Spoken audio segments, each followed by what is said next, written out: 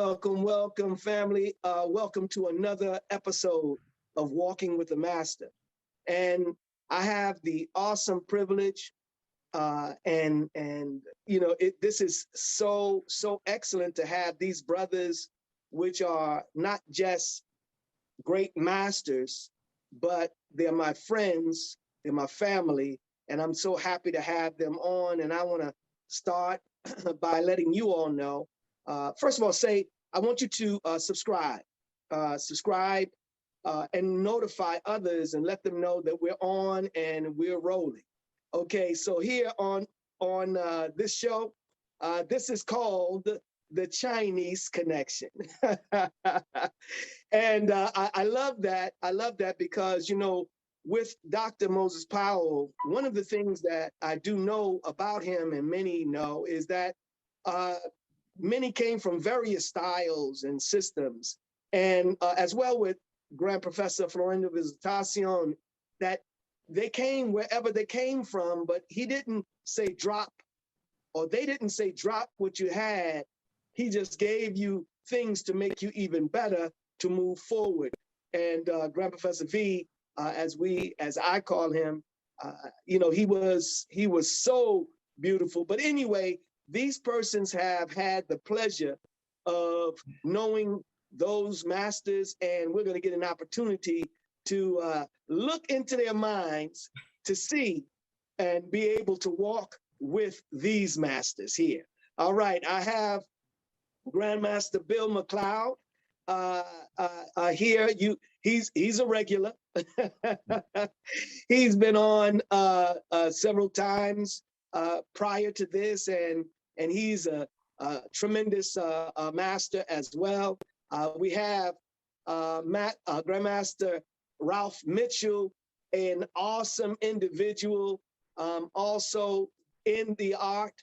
And then we have Master Warrington Hudlin as well. So listen, I mean, there's so much about these individuals that we're going to take an opportunity to go into it. I have personal references that I want to bring out as well. But nonetheless, I'd like to get started, if that's all right with you. Welcome, family. Welcome, everybody. Welcome. Thank you, my brother. May I start by saying thank you for the social promotion. When you go to school and everybody goes to the next grade except for you, and after a while they say, "You so old, we're gonna promote you anyway." But that's me. I'm not in the same league with you brothers. You are true masters. I've simply been around for a long time. So that's a purely social promotion. Well, I appreciate that, and I accept that from you. But when they say beauty is in the eye of the beholder, and if I see beauty, I'm not necessarily speaking from maybe an official standpoint, but I know you. Yes, sir. And yes, sir. I've been around with you. Yes, so sir. This is not somebody who don't know, but as we said, if you don't know, you better ask somebody. And also, I would like to add, because Brother Warrington is most humble about who he is in relationship to martial arts. Oh, yeah. He has so many hats, and his humility is kind of like Carl Rowley.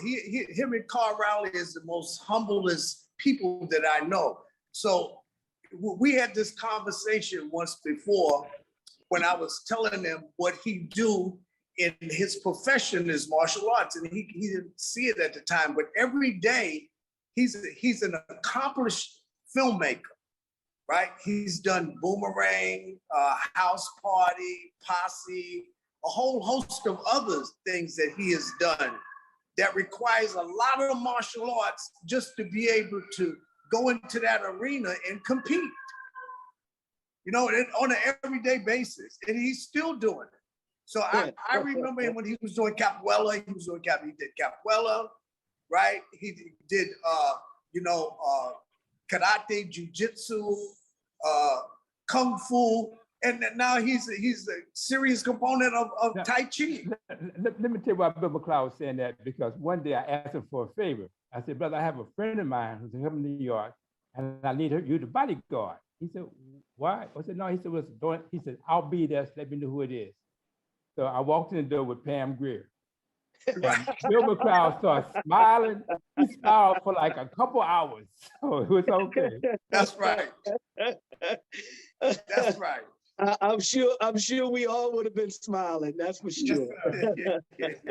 Yes, sir. Man, that's awesome. Awesome. So listen, in this particular show, brothers, we always look at going into the root, of ourselves, of everyone.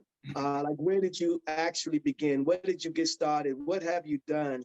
Now, this show in particular, as I had a discussion with Brother Warrington, that he suggested, and it was so beautiful, the suggestion that said to, let's deal with the Chinese side of VSK.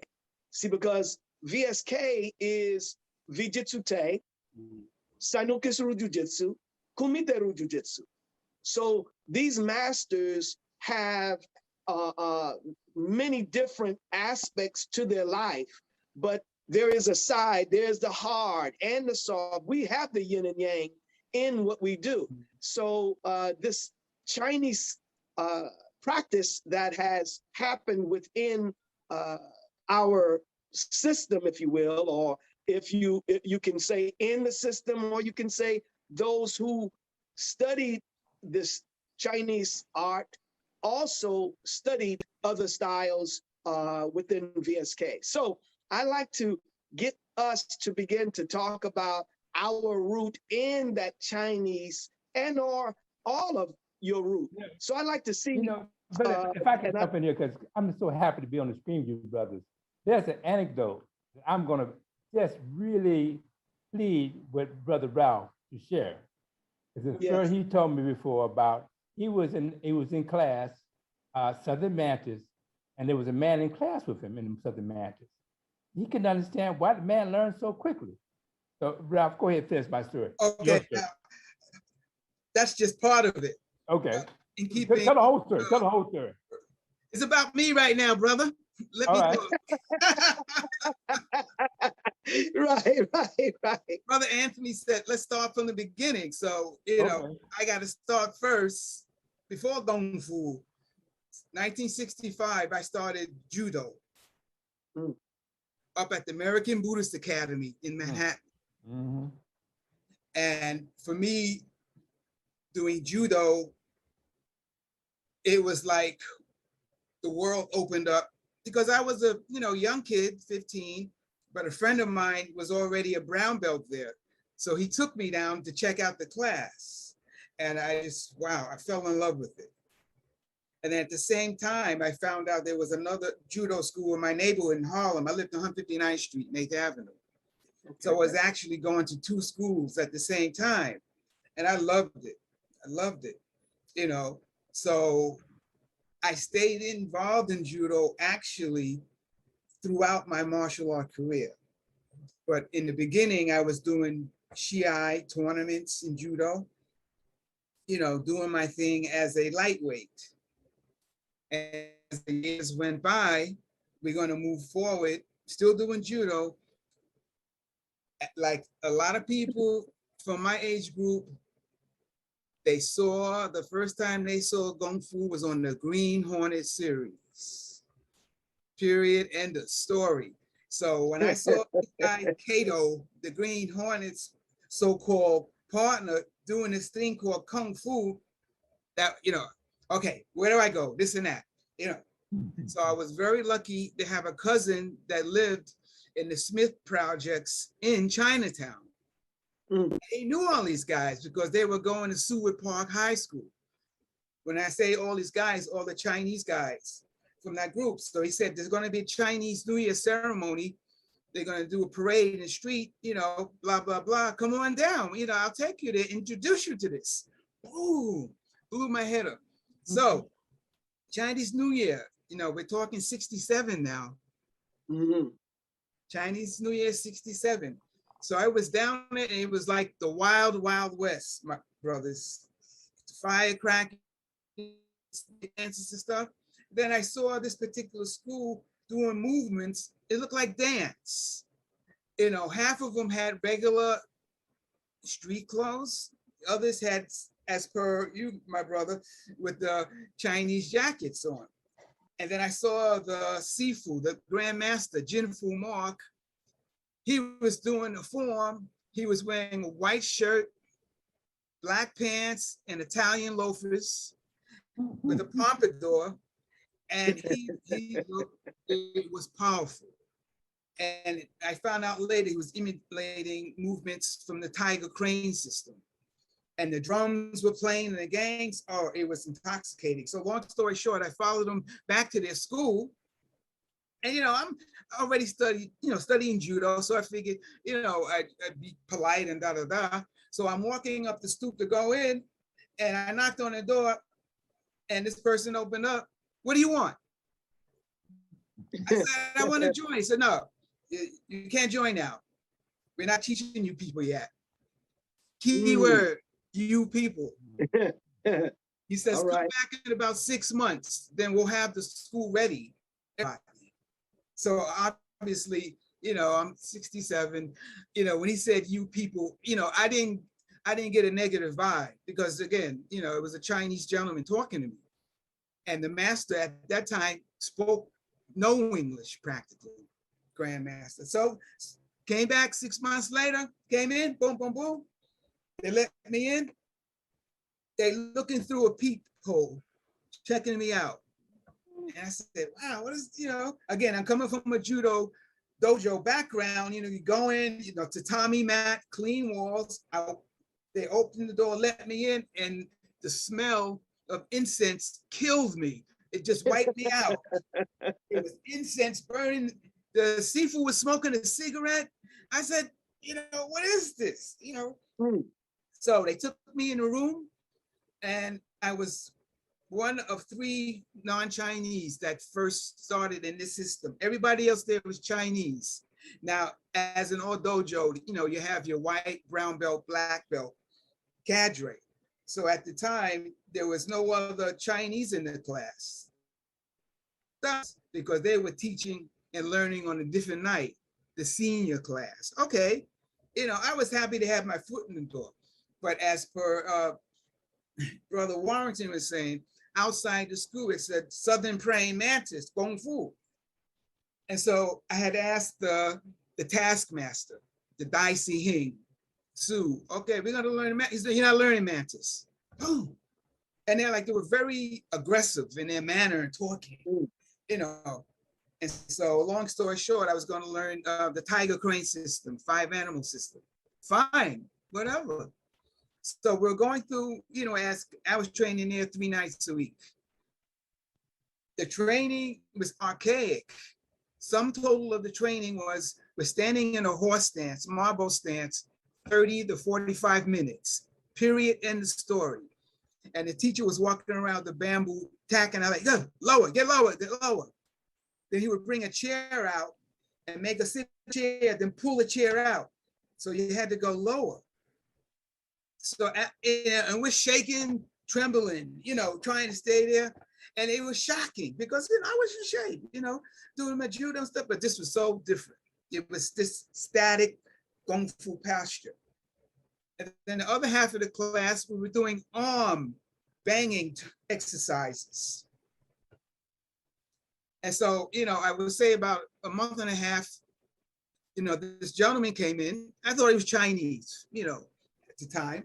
Older gentleman. When I say older, I'd say like maybe 45, 50.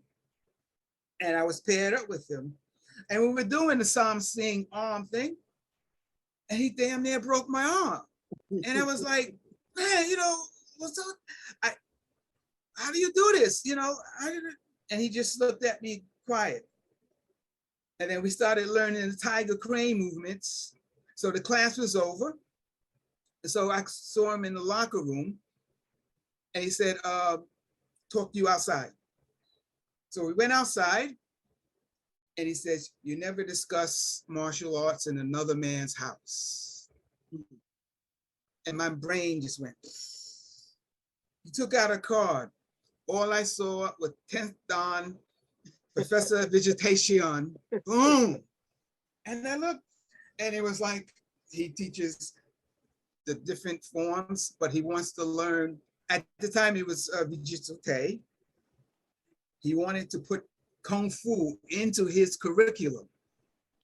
So he stayed there about 8 months, but the problem was Mok Foon, my grandmaster, was not going to teach anybody, much less him, Southern Mantis yet. We had to learn the Tiger Crane system in basic form first. It was sort of the weeding out period.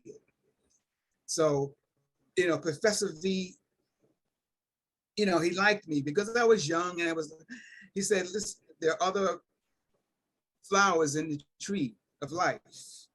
And I was wondering, why was he talking like that? You know, in judo, you just learn the throws. So Sotogari, Uchimata, Makikomi, but you know, Professor V was trying to be polite and telling me there are other arts. And I was told, do not tell my sifu that I learned judo or learning judo because of the racist attitudes between the Chinese and the Japanese during World War II. So that was verboten, keep it quiet. But it was Professor V that took me down to, I think it was, I forget the street, it was 125th Street in Harlem to meet Professor Moses Powell. Yes. Because he said, you know, and it was like, my brain was trying to understand all this. Like he was really so helpful with me. And next to, I can't believe I'm remembering this. Mr. Moses Powell, Soki John Davis was standing right there. I didn't know who he was, obviously, but I could feel his aura.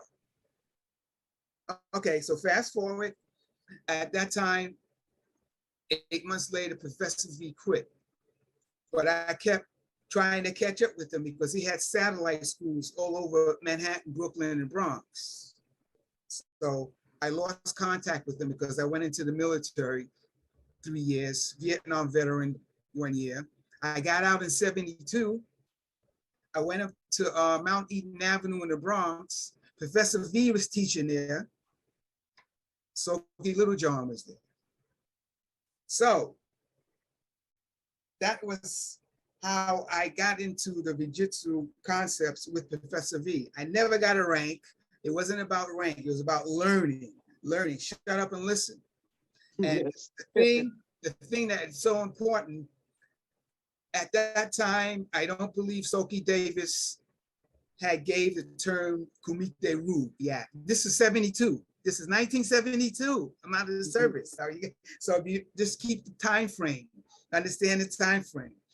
So this 1972, Professor V was peeling out bananas and showing us stuff, laughing hysterically like he was beating the crap out of us.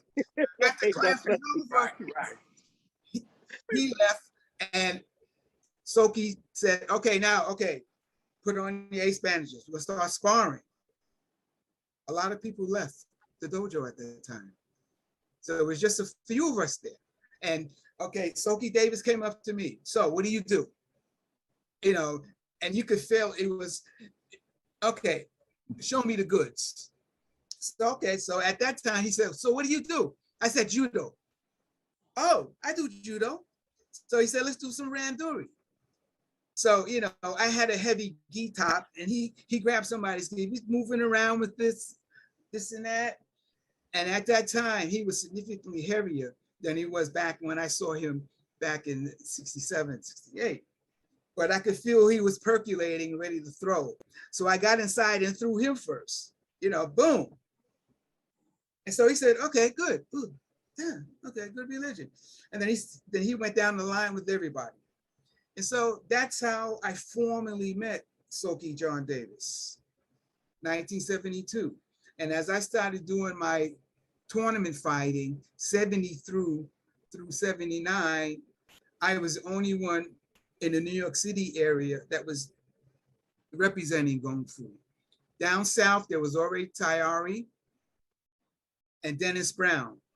And Tayari was coming up because I was in the military in Vietnam while Tayari was fighting.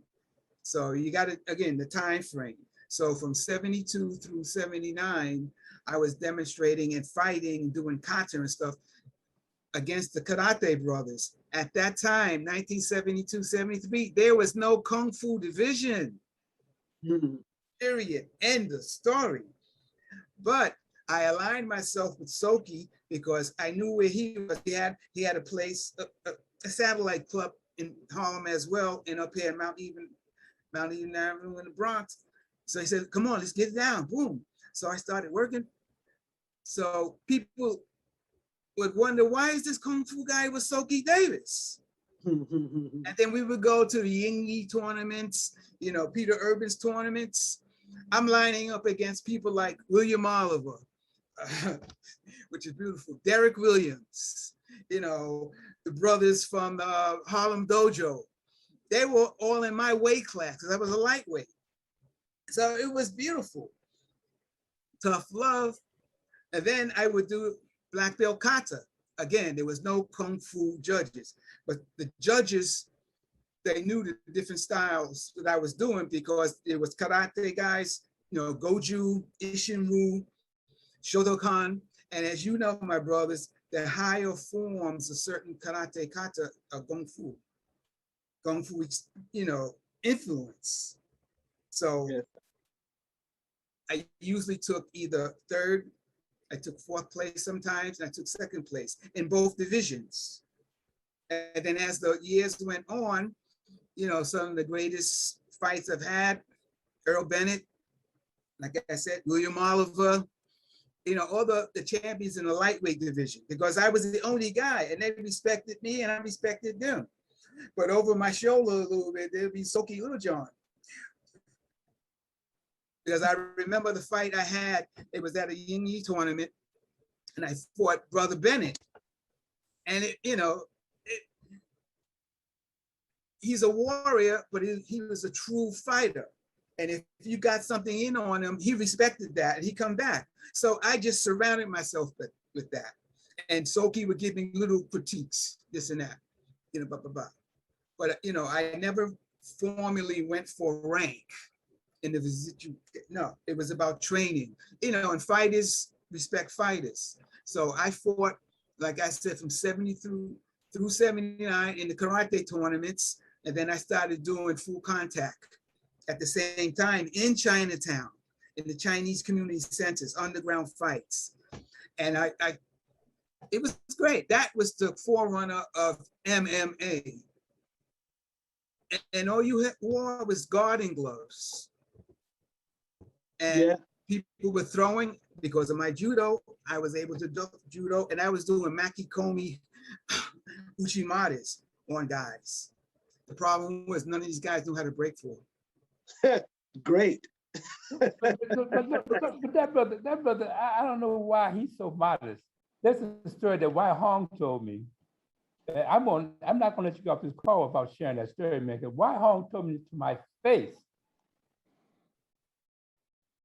And because you entered the tournament, I'm not sure you had his tournament, Fujao Pai tournament. I'm not sure you had permission. And your Sifu was very upset that you had entered. You had won, but he was upset that you did it without permission. And Wai Hong told me he had to go to your Sifu and said, no. Ralph's a good guy. Don't kick him out. Yes, because it's about losing face. That's right. If I got beat, my Kung Fu Sifu would say, you lost face, you got to get out of the school. You make us look bad. But the only other person that was fighting in karate tournaments, and I'm remiss if I don't remember tell you his name, was Huey Chamberlain. Oh, yeah. He represented Fujao Pai. So it was always, our first fight was 1973. It was an open challenge in Chinatown for all the Chinese Kung Fu schools come out.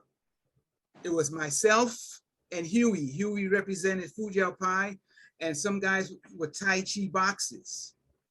Huey and I wiped everybody. It was crazy. Huey didn't like me. I didn't like him at the time because, you know, it was the attitude. Meanwhile, both my Sifu and his Sifu would be gambling, making, you know, so, you know, we were like, oh, the little boys, you know, they're going to fight. But that's, you know, but long story short, I represented Southern Mantis at that time, and Huey was the senior instructor in Fujiao Pai. But he was disgruntled because he never felt that they gave him respect because he was non-Chinese. And guess what? I had that same problem because 1973, I had a fallout with the Dai Si Hing. Dai Si Hing is like the one that runs the classes. And so it was time for me to leave because I saw that he was being disingenuous with his techniques. He wasn't teaching the white and black guys the right stuff. All right, I said it. And that's excellent. And I want to get into that a little more in a moment when we talk about that, because I know each one of you have something in that line when it comes to just how we have been handled and respected and so forth. What I'd like to do, if you would, Grandmaster, is go to Brother Warrington so that he can kind of share his history to some degree, and then we're gonna continue moving around in that way and come right back to you if that's okay. Sure. Awesome. So Warrington, please. Sure. Well, I began training in 1968, and not unlike you guys, I was born in the country. I was born in East St. Louis. That's up south. So I mean, small town, all black town. So you guys are cosmopolitan compared to my early beginnings. And there was no the only Chinese martial arts was in Chicago, and that was out of the Count Dante lineage, and also Master Ho and the people who taught Tolona. And so that was so where I was, the only karate you could find was from the servicemen who would come home, and that was only Okinawa. So I started off in Okinawan karate, but I always wanted from the very beginning to do Kung Fu. The only, as you pointed out, the only time they started teaching non-Chinese Kung Fu was in 1968, and that was Alan Lee. So I was in college in New Haven, Connecticut, and so the brother would say, hey, they teaching Kung Fu to non, I said, bet, let me sign up. So before class, we wake up at 4 o'clock in the morning, drive to New York for a 6:30 class, work out, and then drive back to New Haven. And Alan Lee, he was open, and his senior student, George Hudson, who was my direct teacher, there was a lot of people there who he was sharing his art. But over time, and what I like about that, I was already trained with Master Lo John, and his attitude was, you can learn anything. I would learn capoeira, Kung Fu, why? He said, but make it work. He said, whatever you bring in the door, make sure it works, because you will be tested. And I appreciated that. So it allowed me to filter this knowledge. As you said, there was only one test, does it work? There was no chauvinism about where it came from. No, does it work? And so over time, I eventually, my background expanded beyond the external to the internal. I met Grandmaster Dewey, who Bill McCloud met. And that it's almost beyond words to describe, because Absolutely. as we have learned the external martial arts, but we have not learned the internal and quite frankly, metaphysical side of martial arts. Bill and I had a metaphysical experience with this man that if we told you, you would just think we crazy. We ain't gonna repeat it. But his level was so high. And so from there, when I got with him, I decided not to learn fighting. I only learned herbs and meditation. That's all I did. And then when I got back to the East Coast, then and this is the last decade, I moved to Tai Chi. And Grandmaster, I had the great privilege of seeing you and my teacher, Master Wu, do push hands together. And watching your flow and his flow was just wonderful, because it brought the whole practice full circle. And you were smiling because you did so well. Except I keep on whispering in your ear. I said, brother, that man you're working with is 70 years old. He said, oh, right. So you said, okay. Right. But so my background starts with an interest in Chinese martial arts. I step in karate, I step in jiu-jitsu and in the VSK lineage, but then finally getting back to Chinese martial arts. Awesome. Yeah, that yeah, that's great. Now, Grandmaster Bill, so you have some secret hidden roots too. So come on, share with us Well, where you come well, from. the experience that I had is through Lumumba taking me to school on Mott Street, 7-Star Manthus. He wanted to fight this guy down there named Raymond Nelson. Raymond Nelson was one of the senior students in the 7-Star Manthus school on Mott Street.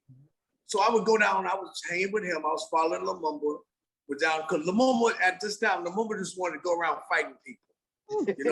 That was his whole thing. He just wanted to fight, right? So I went down there and then we started studying the system 7-Star Manthus. I didn't really understand it at the time. And I think basically we was there for Lumumba to get the opportunity to fight Raymond. That was his agenda. But I learned a lot of the 7-Star Manthus. I didn't really understand that aspect of the Kung Fu thing because I couldn't see how to apply it in conjunction with what I was learning from Professor V and Moses, right? And then came Carl Davis, Butch, right? Professor V sent Butch to Jin Fu Mark to study Southern Manthus. And being that I had boxers, so when I seen the Southern Manthus, I said, okay, this has some relevance to it because I can see how to implement this into what I was doing because it was very practical and it had a flair of simplicity that didn't have a lot of nonsense to it. So with Butch, he go a guy, Grandmaster Ralph was speaking about the horse stance and how you did the horse. He got a guy who did a horse stance for an hour with 60-pound weights on his back, right? It was like, I can't even begin to tell you how insane that was for me at the time. I never reached that level with him, right? But this is a guy who did this daily, regularly, right? His internal system was phenomenal. You can just imagine what it takes to be able to sit into a horse stance, the breathing that you would have to invoke to be able to stand in a stance like that with weights on your back for that long. So we studied him, Butch, myself, Ibrahim, and Walter. A lot of people didn't want to, because it was so tedious, the routines were so tedious in studying, a lot of people didn't want to make the type of dedication that was necessary to do those routines regularly, repeatedly, over and over and over again. We used to do 3 hours of nothing but hand blocks. Standing in one place doing 3 hours of nothing but hand blocks. So I learned 2 forms from Butch. And then at times, I would see Grandmaster Ralph Mitchell and he would see what I was doing. He would kind of tweak what I was doing. So one day I went down to Chinatown. There was a school down there. I heard somebody was down there teaching Southern Manthus. So I go down to the school and it was a gym in there where there was this guy, Norman, I can't think of his last name. Chin. You know what I'm talking about, Ralph? Norman Chin. Yes. So Norman was there, right? And I mentioned I had some background in studying Manthus. I mentioned Butch's name, but when I mentioned Ralph's name, he knew Ralph, right? And he said, you studied Southern Manthus with Ralph Mitchell? And I said, no, I studied with Carl Davis. He said, I know. He said, I know, because Ralph don't teach nobody this. He said, you must be a really good friend if Ralph is teaching you Southern Anthers. So Ralph don't teach nobody this, right? So Southern Anthers was, after studying Vijitsu, you will see where Professor V implemented so much of the Southern Manthas into Vijitsu. A lot of the 1 to 24, the Tays, the 9 major katas is filled with Kung Fu.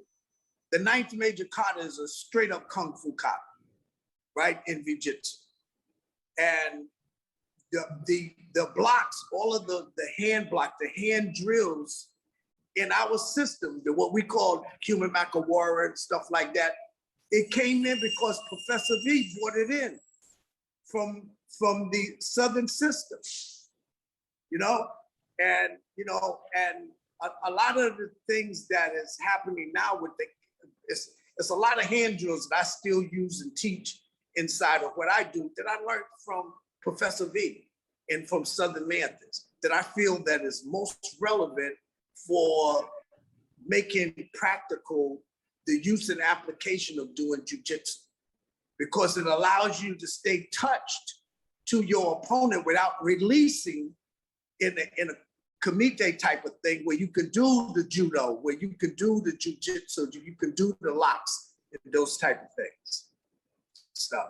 So the other thing, so in one of the seminars, you know, Ralph would see, I love Ralph and him and Nadu. I'd love to watch them do the Southern Method form, the 3-point arrow. And so, you know, so I was showing Ralph what I was doing, and Ralph flipped the thing on me because he did it on the other side. I never ever thought about doing it on the other side. So from that time on, Ralph, I've been doing it on the other side. He's been doing it on the other side. It was a mind jerk, Ralph, in the beginning, you know?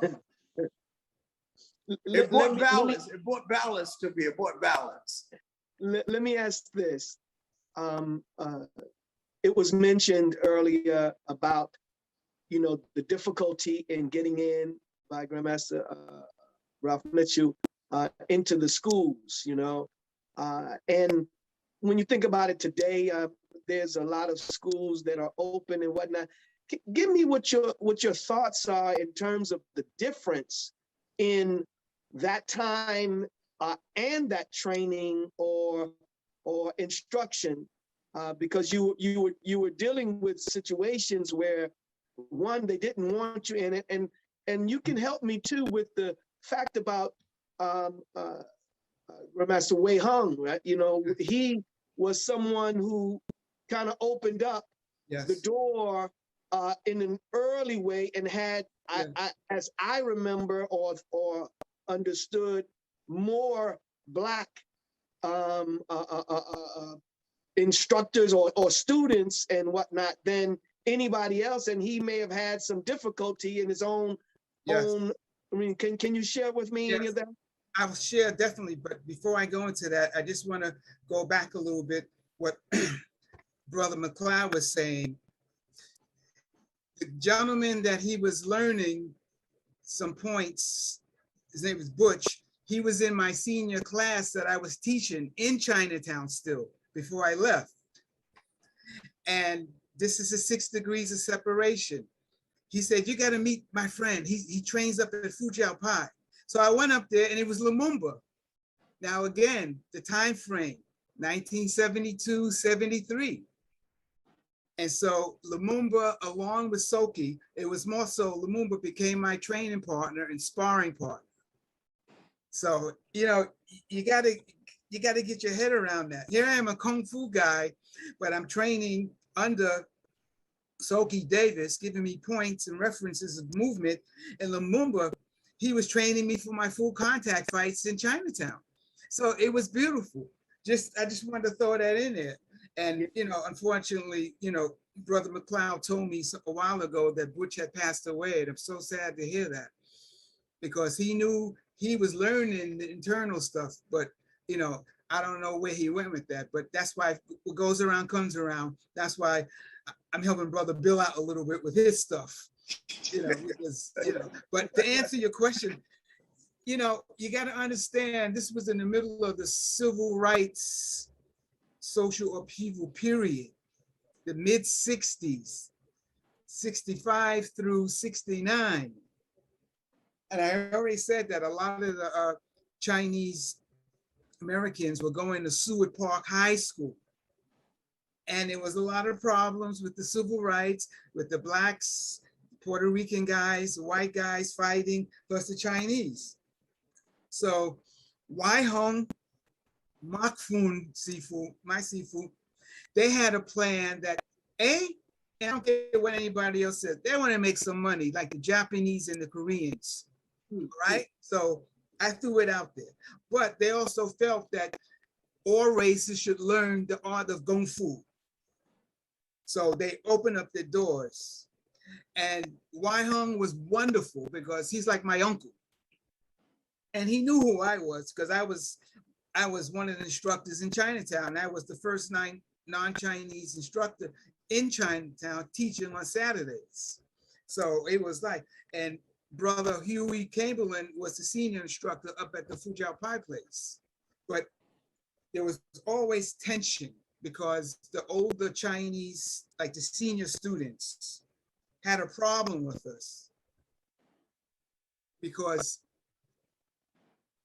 they felt that we were learning too fast. You know, and I tell you, some part of me says I don't blame them because they have smaller stature. Yeah. And we're big folks and they need that edge. So I'm not mad at them wanting to keep their treasure to themselves. I'm glad they didn't, but I can understand emotionally why you feel that way. But see, the thing about it, I was on this in Chinatown at the school one night. Mark Foon spoke to the head instructor in Chinese, and basically what the instructor told us, Mark Foon says, you're going to learn the art of Kung Fu. You just stick with it. Because I'm the Sifu here, you're going to learn. But the problem was a lot of the guys that were in my class, they either were doing judo like I was or karate. So we were used to a ranking system, white belt through black belt. There was no ranking system in Kung Fu in the early days. And, you know, Brother Warrington would tell you that. You're either a student, a disciple, or a master, period. Right.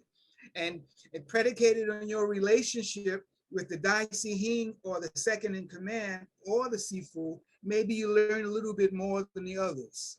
So yes, it was a lot of favoritism. I just trained, and then I wore these guys down. Whatever racial attitude they had, you know, I wore them down because I was still there. I didn't quit. I was always the last guy out at night. And so, okay, all right. And so they started showing me a little more and more, but it wasn't the organized concepts like the karate or the Vijitsu tape, white belt through black belt. What you're saying makes me remember, because the other person actually could have been on this call, who in my view is the most senior African-American, or maybe even American in Chinese martial arts, that's Sifu Carl Albright. And he told me how he got into the school in Chinatown. He would go there and he would holler up, "Hunger, hunger!" He said, "Go away, go away." Come back the next day, "Hunger, hunger!" "Go away, go away." And they would actually spit. They would spit out off the upper floor. They would spit down on him. And it's that kind of like what you just mentioned, perseverance. That is how you ultimately get in. Fortunately, he had a lot of introduction because he trained with Buxom Kong in Hawaii. He was introduced that way. But the resentment and the hostility. That was one. In fact, I'm jog your memory. Remember the Charlie Foot master and Dr. Ng. Dr. Ng. He just passed away, by the way, a couple of weeks ago, and he was racist.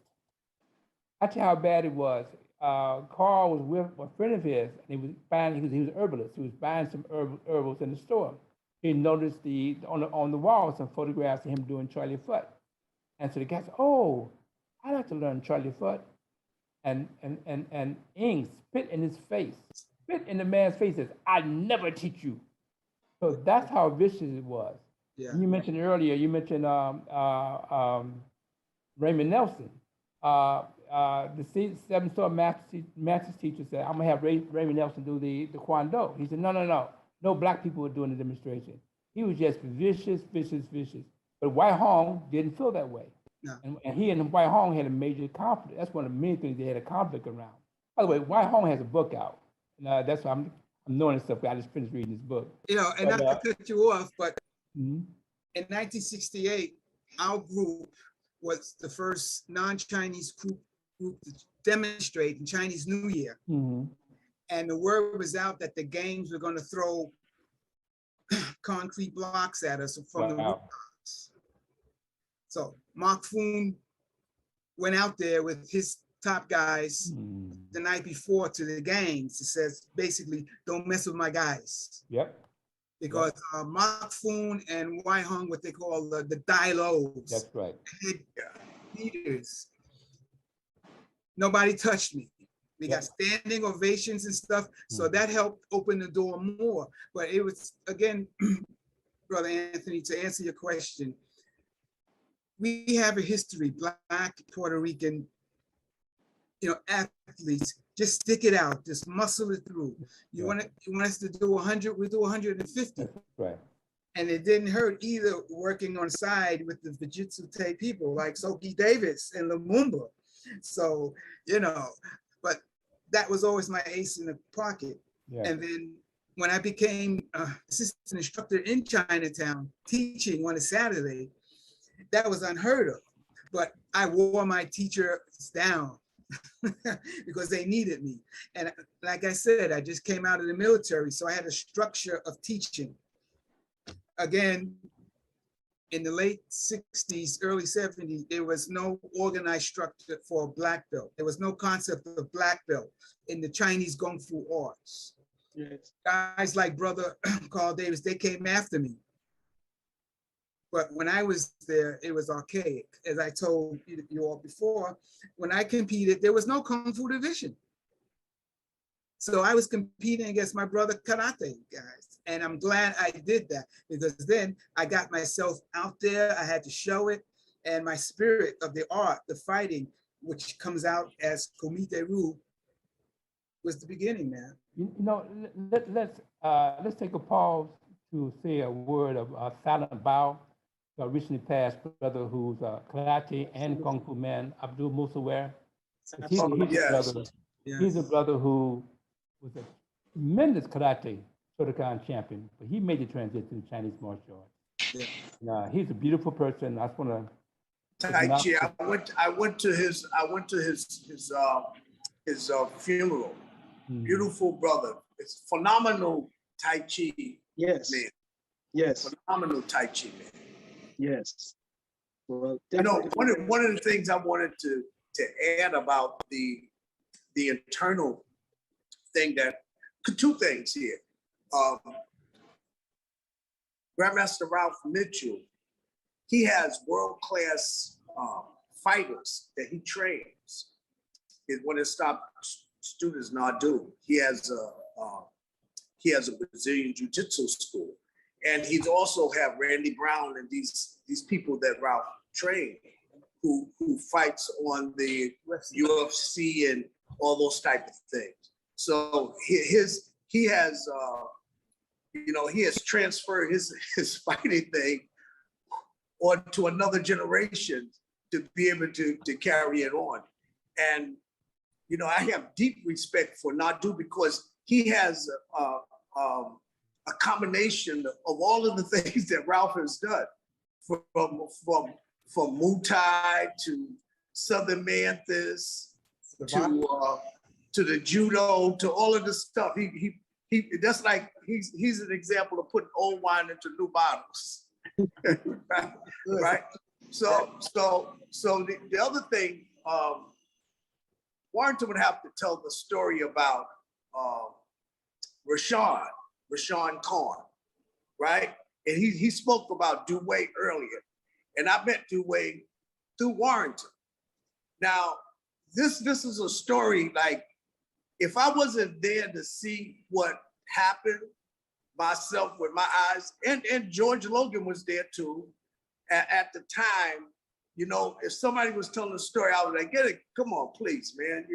You know, I don't know what maybe you didn't sleep well last night or something, you know?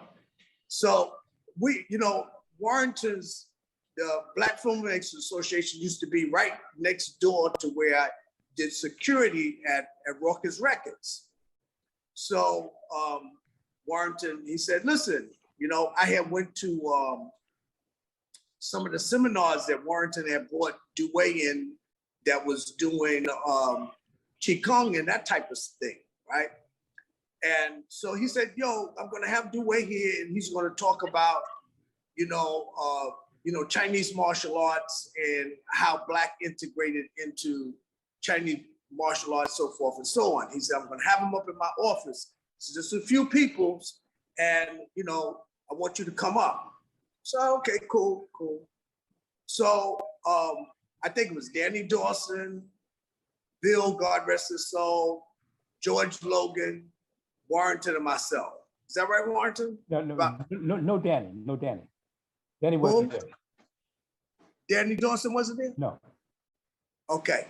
So anyway, so Dewey, when we was sitting in his office, and so when I walked in, because of this relationship that Dewey had with Rashawn, you know, and Warrington was always saying, oh, this guy's Moses Powell student, and he does jujitsu, and he's a real good jujitsu guy, this type of thing. So Dewey said, well, okay, let me show him something. And Warrington said, no. He said, this guy is one of my good friends. He said, that thing is, what you do is too dangerous. I'm gonna let Warrington tell the story about Rashad. He said, no, that's too dangerous. No. He said, no, I'm just gonna do just a little bit, right? And Warrington said, no. He says, no, because I don't know how that's going to. He said, okay. He said, listen, Bill, if you want him to do that, and I said, no, I'm a believer. You know what I'm saying? I don't have. He said, okay. He says, give me this big telephone book. Warrington had a phenomenal big telephone book in his office, right? So he says, and you got to remember, this guy's about maybe your size, Ralph, maybe a little smaller, right? And he says, hold the telephone. So I thought he was gonna take the telephone book and rip it and stuff. I was like, come on, I know about that trick. You know, I've seen that before, right? So he says, no. I want you to hold the telephone book in front of you, like this. Hold the telephone book in front of you. He says, I'm gonna hit the telephone book and the energy is gonna go through the book into you and you're gonna feel it. He hit the book from like the thing that they have in Kung Fu, the no-inch punch. Yeah. This is what he did. His hand was right up on the book. He hit the book and it felt like a mule kicked me in the stomach. I was like, oh, and I used the S word. Oh my goodness, right? Right. So and it was unbelievable. So he says, and then Bill was there. He was another student of Silkings, right, who was there. And he says, I want you to stand behind him. He says, this time I'm going to hit the book and it's going to go through you, the book, and you into the person behind you. And this time he hit it and I didn't feel nothing, but it messed Bill up behind me. So this is what he said, right? So the next person he was going to do again, you got George Logan.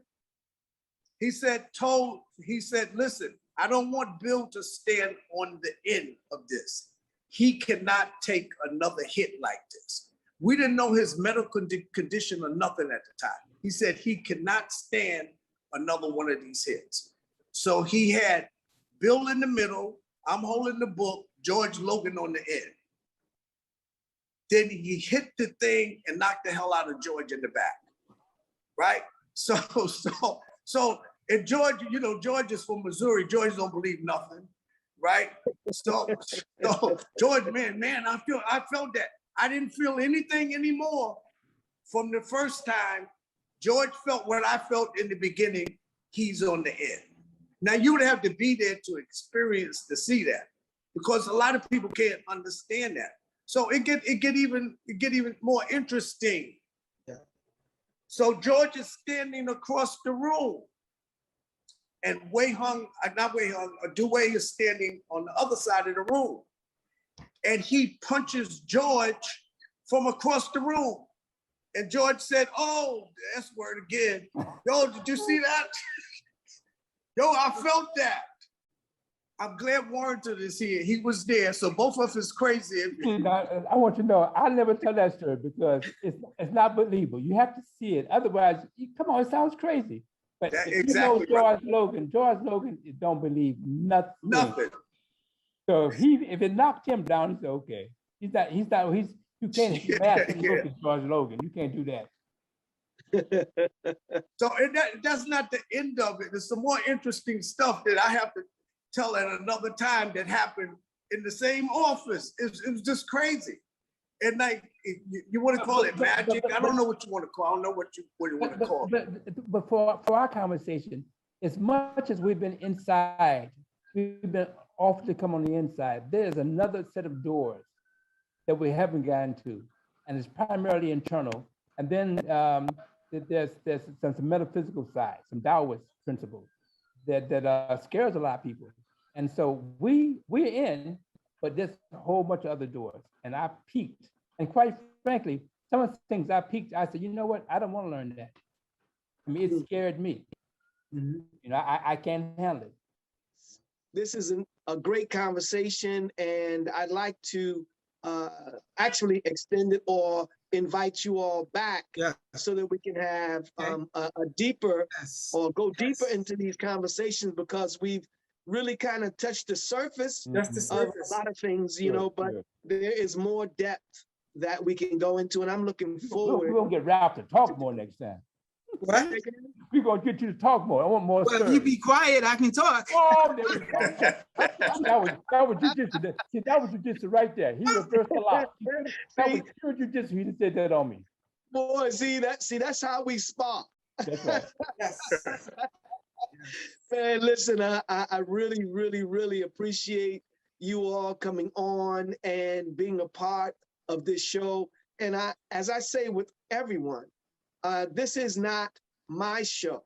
This is our show, and I want more of our community and the community at large, in particular, to get an opportunity to know who we are, who you are, so that they don't have just the images that have been placed before us. And that's a whole nother part with you, Warrington, when we talk about the movies and all of that. I mean, that's I grew up on that. You know what I'm saying? Back in the late 60s, early 70s, Sun Sing, Music Palace, Pagoda. Oh, yeah. You know, before it ever came out on the regular television, I was going down there and watching and staying all day long, looking at three movies. That's right. I mean, that was normal, you know. I would be troubled when they had some love story or something. But, you know, we have to, you know, we need to talk about that. I mean, and there is the racist part of it, where it's really not where they even had power. It's the fact that we, you know, the imagery that was given or made of us to the world made them to also look at us like that. Yeah, so these are things that I definitely want to get back to and talk about, because they are definitely a must. Yeah. And I would just open to let you all just have a brief word to say to our audience, you know, whether you want to share with them where you are or anything, but just give them a word for someone, whether it's a student, someone just being introduced into the art, or someone that's already in the art and you want to just share something, a word that they can take about the Chinese side of this. And I really don't want to just say Chinese. Let me say the softer side which is not even, you can't even really say softer either, because there is a hard side. When we talk about our brother who we gave a moment to, Brother Musawiya, Master Musawiya, he was someone who I saw like when coming from the movies and looking at that and having smaller experiences.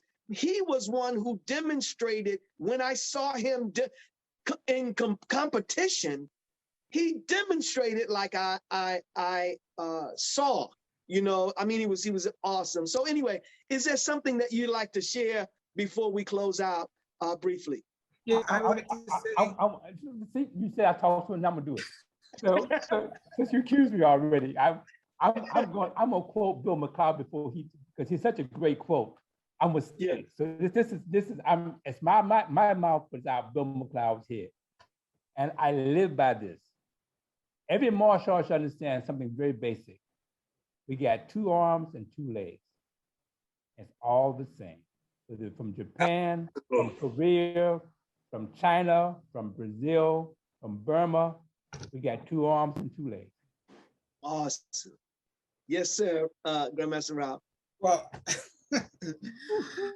there are people out there that are ready, willing, and able to teach you, but you need to find them. You need to follow that warrior's path, be it internal or external. We are out there. This is not like a YouTube thing or just, potluck, no, you got to seek us out. And like Brother Bill will tell you, we're out there, but you got to seek. This way, when you find us or my brothers here, you're going to learn the real deal, but you got to earn it because we're old school. They don't give it all up. But having what you said, I definitely would love to do this, the second part of this, because I like to tell you about my trips to Taiwan, fighting in the world tournaments in '78. So yes, so let's do this again, my brothers. Awesome. Man, I'm excited. I'm looking forward to it already. Yes, sir. Like these 2 individuals here, very personal to me, I've known Ralph for a lot of years, Warrington for a lot of years, and all types of different circumstances that I've known them under, and it's always been so rewarding. And what these gentlemen bring to the table in terms of their life experience in the art is phenomenal. Everybody should seek them out. Yes. Ralph has a wealth of information that needs to be shared with the community of people in martial arts about the, I can't say enough. We didn't even get to talk enough about this, what the Southern stuff actually means in terms of one of the guys who trained with Butch and I didn't mention this before, Walter, he passed. Walter Johnson, he passed. Walter taught Southern Manthus to Chris Eubanks. He became the champion, the British champion, middleweight champion. Southern Manthus. I can't even begin to tell you how phenomenal that is. In a moment of silence for this brother as well. And thank you. And like Ralph said, don't quit. Never quit. My brother said the same thing. Never quit. That's right. That's right. Well, man, thank you all. Thank you for your time. Thank you for your time in the art and your commitment to continuing the process, which is your example to others. And again, I thank you for that. And for the audience, for all of you out there, I know you appreciated what they have had to say, and we look forward to having them on again so that we can have this discussion and go deeper into the Chinese connection. All right, man. Every student of a master here today, you reflect your master teacher. You want to walk like him. You want to talk like her. But you start by having an object in front of you that you admire admire.